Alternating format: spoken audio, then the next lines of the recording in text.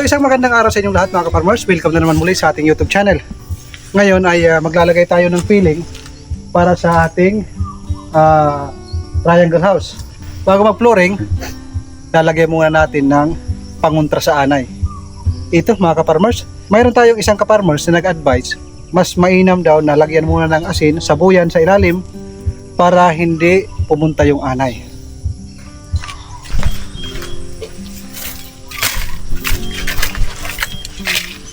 Lagyan daw ng asin mga ka-farmers. Tama nga naman mga ka-farmers. Pag mayroong alat, hindi pupunta yung anay.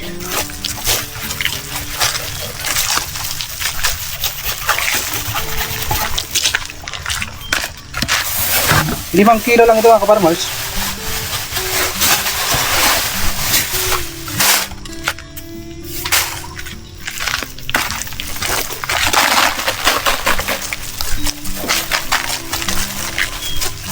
Pagkatapos nito mga ka-farmers, i-sprayhan natin ng insecticide para siguradong hindi makapunta dito sa loob yung anay, kasi delikado yung anay na kalaban mga ka-farmers. Mabilis siyang kumain ng kahoy. Unti-unting babahayan at kakainin nila yung kahoy.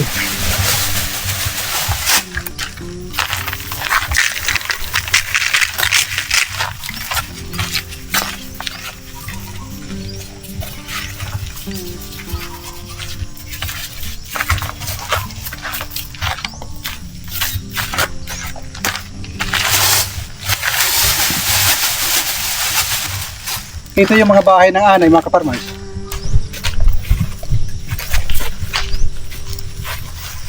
Yan itong bahay ng anay dito. Lagyan natin ng asin para lumayat. Ito pa. Meron pa dito.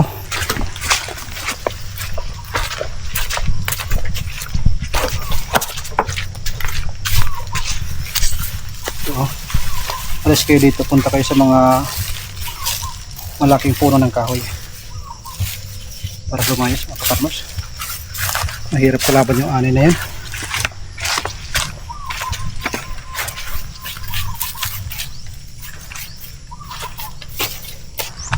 Ayan, puro na ng asin mga ka-farmers. Siguro naman sa alat na ipoproduce ng asin, hindi dali-dali na makakapunta dito yung anay. Maraming salamat nga pala sa ka-farmers natin na nag-advise na mainam daw yung asin para hindi bahaya ng anay. Nagmamadali ako ka-farmers dahil uuwi ako sa bahay, mayroon ako niluluto dahil nga tapos ng mami. Ikasiyam mga ka-farmers. Ngayon, yung kapatid ko at yung meron tayong isang tao na kinuha, isang expert galing pa ito sa ibang bansa. So ayan, since nandito yung ating Jetmatic, yung ating pinagkukulan ng tubig, madali lang tayong makakapaglagay ng tubig. Yung lalim na yan is sapat na yan. Sabi ko sa kanila, pa-straight papunta doon. Gagawa ako siguro ng mga 3 hanggang 5 na parang maliliit na pond. Yun po ang gagawin natin na Azula pond. Gagawin natin 3 or 5 kasi para pag ngayon mag-harvest tayo, sunod na araw at sunod na araw. Alternate mga ka-farmers. At marami tayong mga saging na pwede nating ihalo sa ating mga alternative na organic na pagkain ng ating mga alaga. Minamadali natin itong matapos. Kaso, yung ating panday, si Kuya Niknik, mayroong lagnat, shout out. Nagkaroon ng tinamaan ng lagnat. Ganun talaga ang buhay mga ka-farmers. Kahit gaano tayo kalakas, may mga panahon na hihina. At yun yung panahon na kailangan magpahinga. Itong dalawa hindi pa tinatamaan kailan kaya? Silang dalawa ang magpipiling. Mamaya pupunta ako dito sa paghatid ng pagkain. Kasi kung hindi lang tapos sa bahay, hindi ko alam kung anong Tagalog ng tapos. Dito sa Waray-Waray is tapos. Ikasiyam, simula sa pagkamatay ni mami. Yung buhangin dito kakaiba mga ka-farmers. Ang buhangin. Yung lupa dito kakaiba Yan yung tinatawag sa amin na lapdok. Parang mabuhangin siya Barugo. Lapdok. Lapdok.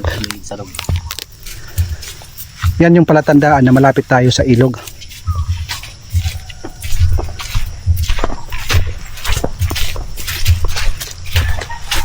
Kasi kung wala lang lagnat si Kuya Niknik, yung nagpapanday natin dito, mayroon na itong bubong. Ang aking palugit dito is 3 months mga kaparmers. Dapat magkaroon na ito ng bubong, magkaroon na ito ng mga tanim dito, at mailagay na natin dito yung ating mga alaga. Yun po yung ating inaantay. Marami yung mga pagsubok na wala si Mami, dumating yung New Year, alam nyo naman mayroong mga event. Sa ngayon na wala na, tuloy-tuloy na ito mga farmers. Yung mga nakikita natin na triangle house sa Facebook, sa YouTube, yan po yung aking gustong ma-achieve. Hindi ko alam kung ano yung aking pangdingding. Mainam sana kung fiberglass salamin. Pero marami nagsasabi maganda daw yung amakan. Ano ba yung inyong ma-advise mga kaparmers na magandang dingding? Ang gusto ko kasing palabasin yung parang native style yung kanyang dating.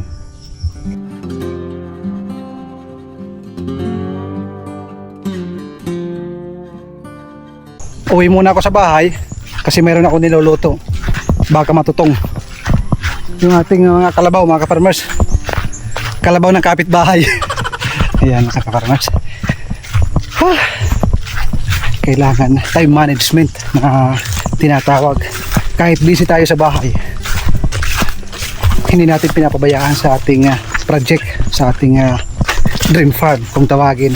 Maliit lang yan, pero pag matapos yan, diyan natin makikita yung ganda. Maputik ngayon dahil tuloy-tuloy ang ulan. Dito sa parting Leyte, napakarami yung baha kahapon, lalo na sa may Kampitik at Palo, at pati na rin sa Tacloban. Grabe, baha dahil 2 araw hindi huminto ang ulan.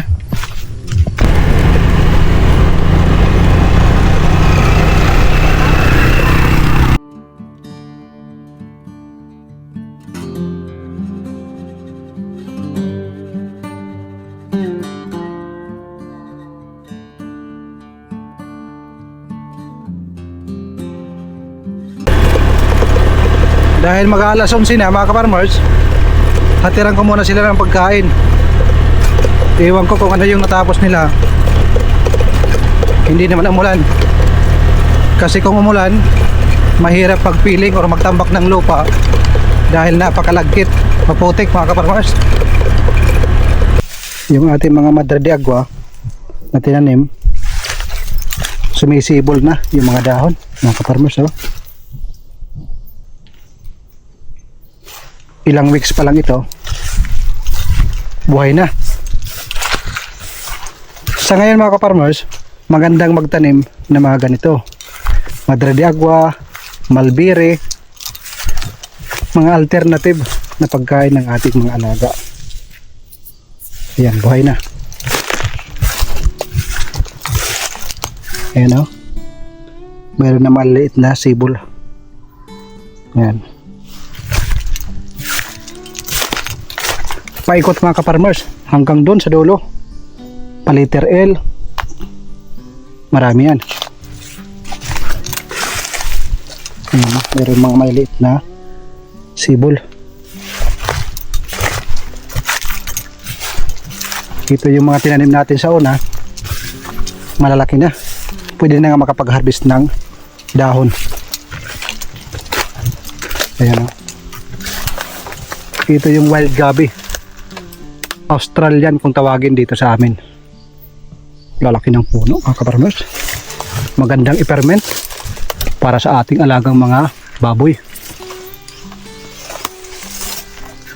Maganda kung mayroon tayong maraming ganyan, kahit yung ganyang laman kukuha ka lang sa ilalim, kahit hindi mo itanim, ilagay mo lang sa gilid paikot ng ating lupa, mabubuhay yan kaparmers. Ang bilis niyan mabuhay, at ang kagandahan pag nabuhay, hindi na sisibol yung mga maliliit na damo dahil sa lapad ng kanyang mga dahon. Namamatay yung mga damo sa ilalim kasi hindi na maarawan. Ito yung part na ito na paglalagyan natin ng babuyan. Dito ito sa pinakagilid. Yan yung mga madre de agua. Ito yung mga malalaki.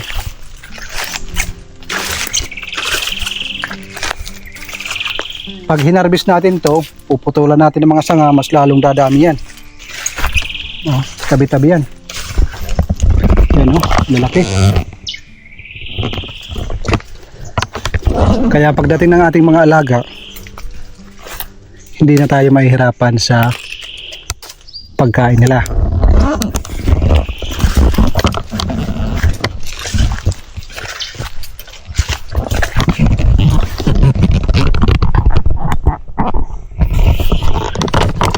Ito oh, ang tataba mga kaparmers, lulusog ng ating Madre de Agua. Kaya para sa ating mga kaparmers, kung kayo nagplaplano pa lang, lalo na't nasa trabaho pa kayo, nagplaplano pa lang sa pag-uwi nyo sa Pilipinas, magtayo kayo ng farm, magpatanim kayo ng marami. Itong mga tanim na ito, nang nasa abroad pa ako, nagpatanim na ako. Sa ngayon, ang lalaki na. Pero nagpahabol tayo doon sa mga gilid lahat. Yung mga saging na aking pinatanim mga kaparmers,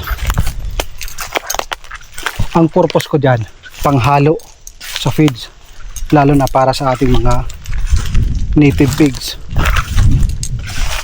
Marami yan. Tulad ng aking nabanggit sa unang video, bumili ho ako ng 20 pesos ang isang puno ng saba. Maliit pa mga kaparmers, mga ganyan pa lang, pinatanim ko paikot. Ngayon nakakapag-harvest na, nakarami na, nakailang harvest na. Yung nakaraan ibininta natin yon dahil wala pa naman tayong alaga dito, pero pag meron na tayong alaga, ibibigay na natin sa ating alaga at pagkain na rin natin dito. Doon na pa yung pinakamarami. Nabagyuhan ito, yung bagyong Tino, natumba mga kaparmers, yung iba nabali, pero marami pa rin yung nanatiling buhay. Ito dito yung lalagyan ko ng pabo at manok. Ito yung range area dito. Doon naman yung harap, plaza, Azula Pond, at kung papalarin maglalagay tayo ng fish pond. Integrated farm ang labas dito. At syempre, kung mas papalarin maglalagay din tayo ng baka. Ang baka naman walang gastos, damo lang ang kakainin nito, di ba? Mo sagot. Ito na yung kanilang natapos. Ayan na, alas 11 pa lang mga kaparmers. Dalawa lang kasi sila ngayon dahil nga si Kuya Nick mayroong lagnat. Bukas baka 4 na sila, si Kuya Nick at saka si Kuya GR. Pag hindi umulan bukas, sure ball yan, mayroon na itong bubong.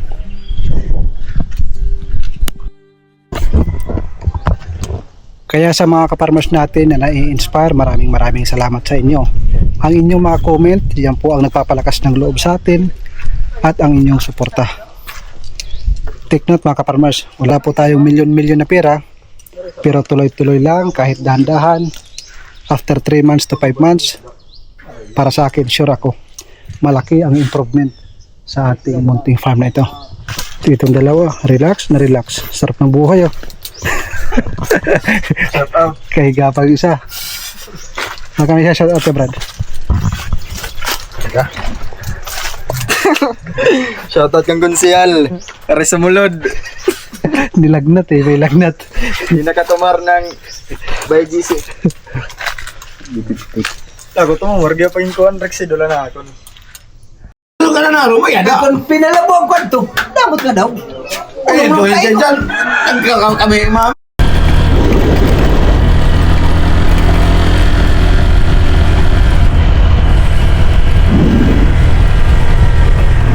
Mga ka-farmers, bisitahin ko muna yung ating nagtatrabaho sa farm. Alas 3:30 na mga ka-farmers. Nakatagay na ako ng 12 piraso na baso. Medyo meron ng konting amats, pero hindi natin pababayaan yung ating mga ginagawa sa ating farm. Ang ganda ng panahon ngayon mga ka-farmers. Gusto ko sana maglagay ng diesel sa ating kahoy. Kaso hapon na. Kanina medyo maulap. Kaya hindi ko naisipan. Ngayon no, makikita niyo naman yung panahon. Grabe, ang ganda. Pinapaliguan nila yung kanilang alaga. Ano na yung ginahakot? Gaway. Gaway, oh. Naghahakot sila ng gaway. Mga kaparmers. Dito, ang linis ng tubig mga kaparmers. Dito sa aming daanan. Sanhi ito ng pag-ulan ng 2 araw. Napakalinis mga kaparmers. Nabanggit ko sa inyo mga kaparmers. Tapos ni Mami. Kung baga, ikasiyam. Hindi ko alam kung anong tawag dyan sa inyo sa Tagalog. Alam mo naman na waray-waray tayo. At Bisaya yung ating mga fluent language. So medyo nakatagay ng 1 dosina na tagay. Last 3:30 bumili tayo ng may inom malamig para sa ating gumagawa, yung aking brother, at meron tayong isang kinuha kasi ang trabaho lang naman ngayon is pagtatambak o pagpipiling sa sahig para maging elevated ng konti yung ating sahig ng ating triangle house para sa mga nag-aabang sa ating finished product. Maraming salamat sa inyo sa inyong pagsuporta. Hindi ko akalain na mayroong mga nanonood sa ating vlog. Binabahagi ko lang naman kung ano yung ating mga ginagawa. Sa mga hindi pa nakakakilala sa atin, isa po akong OFW from Qatar. 8 years akong nangamuhan sa Qatar mga kaparmers. Tama na. Sakto na sa akin yung experience na yon para makapagsimula. Nung nandun ako sa abroad, pinag-aralan ko, tinignan ko yung mga matatagal na sa abroad, kung anong meron sila at ano dapat ang aking gagawin. Ayaw kong tumanda sa abroad mga kaparmers. Yan yung aking kinakatakutan, na pag tumanda, takot na magsimula sa Pilipinas. Yan yung ating mga gumagawa. Malayo pa lang tayo parang ngiting aso na nakatawa, nagpapahinga sila. Wala akong problema sa atin. Wow mga kaparmers, meron na tayo Azula Pond. Ayan na, ganda yung ating gagawing Azula Pond. Lalagyan ito natin ng pond liner para hindi mag-absorb yung plastic na ilalagay. Tapos na? Anak ng tatay naman. Malapit na mga kaparmers oh. Hindi ko alam kung matutuwa ako o hindi. Matawa yung dalawa. Orange, snack. Wala lang, may tinabi pa ka mo? Anak ng tatay. Puro lang ka mo snack. Panay snack lang mga kaparmers. Oh. Hindi na ako nagdala ng tinapay. Akala ko mayroon pa. May inam lang. Dahil mayroon pang oras, sabi ko, pag natapos sila, bibigyan ko sila ng bonus. Sabi nila okay. Bibili tayo ng diesel at tila.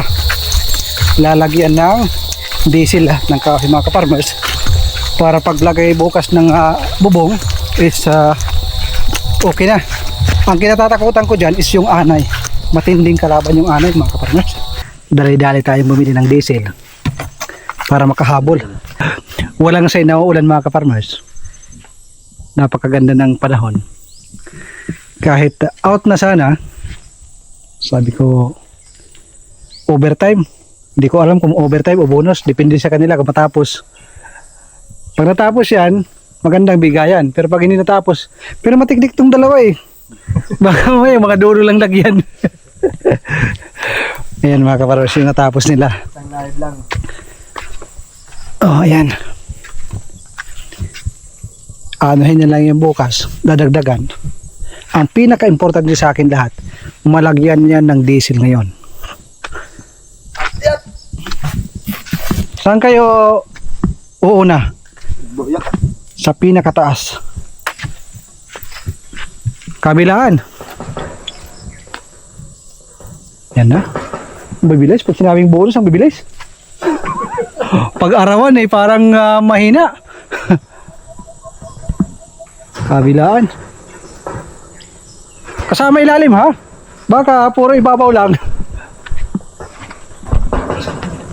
Sa mga bawat gilid, kailangan pulido ang gawa, mga kaparmers. Diesel at saka posporo. Posporo. Sorry. Diesel at saka punas ang kailangan.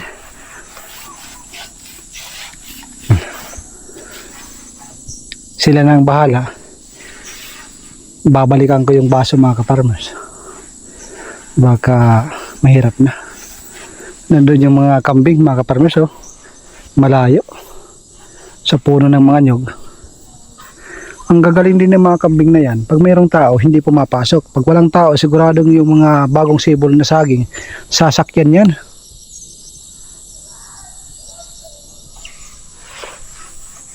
Bilis, oh. Pag sinabing bonus, ang bilis. Pag arawan eh, 2 kahoy lang matapos yan. Ayan, mga kaparmers. Ito yung ating triangle house na ina-achieve. Sana mangyari yung nasa ating plano. Sa araw na ito, maglalagay sana ng bubong. Kaso si Kagawad, yung ating gumagawa, is mayroong lagnat. Hindi nakainom ng Rexidol. Shout out kay Kagawad. Uy! Okay.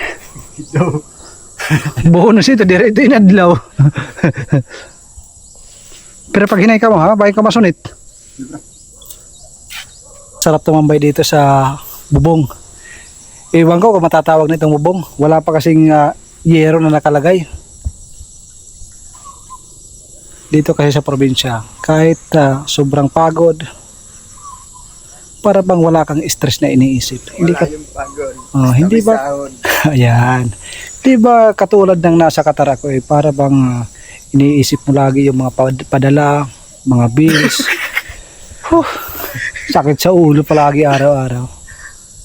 Pero dito parang kakaiba eh. Nakakapagod. Minsan 2 t-shirt yung nababasa ako na sa pawis. Pero hindi man lang ako nakaramdam ng stress. Pagod okay lang. Iba kasi yung stress sa pagod. Pag stress na yung tumira, maaaring bumaba yung ating immune system at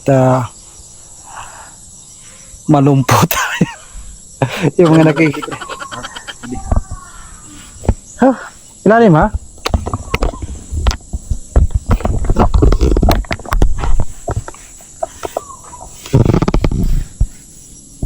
Sa mga nag-aabang ng ating triangle house, pasensya na kayo at medyo na-delay dahil nga sa akin nabanggit. Ngayon sana ang paglagay ng bubong pero hindi natuloy. Tanggalon na diyan. Kayod ka na ba mga kaparmers? Diesel ang kailangan.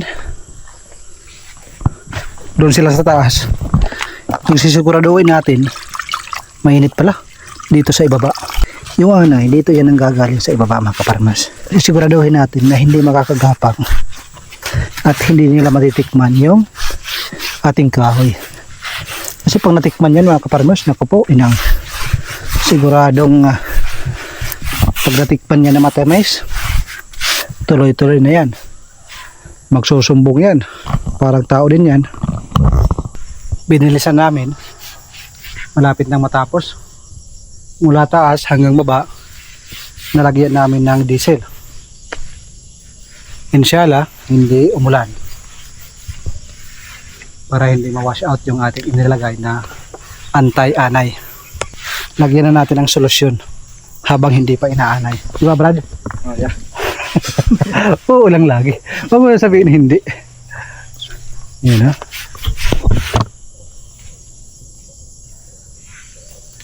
Brad, parang nasa taas ka pa. Ang pinaka-importante sa lahat mga kaparmers, dito sa baba. Kasi dito umaakyat yung anay papunta sa taas. Pag makaramdam yung anay na mapait, hindi na yan magpapatuloy sa itaas. At pagkatapos niyan, sa susunod na araw, i-sprayhan natin paikot ng insecticide para sureball walang anay makakapinsala sa ating triangle house.